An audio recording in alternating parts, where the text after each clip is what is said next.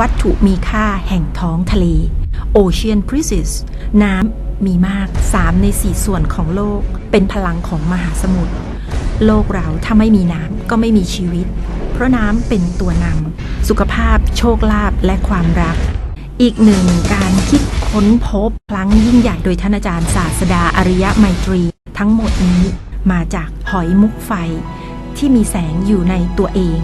ที่นำรังสีแห่งมุกมาเป็นตัวนำเพื่อสุขภาพเน้นการบำบัดเพราะมาจากน้ำด้วยเรื่องเลือดคงความเยาว์วัยคงความเป็นหนุ่มสาวความมีเสน่ห์แล้วก็ความมีโชคลาภเพราะเป็นสิ่งมีค่าที่มีชีวิตมีจิตวิญญาณมีธรรมชาติรู้และเคยมีพลังชีวิตเมื่อนำมาปลุกให้ธรรมชาติรู้นั้นตื่นเขาก็จะรู้อย่างที่เรารู้ค่ะวัตถุมีค่าแห่งท้องทะเลสนใจติดต่อสอบถามได้ที่หมายเลขโทรศัพท์061-251-4099โฮมเพจเทพเทวี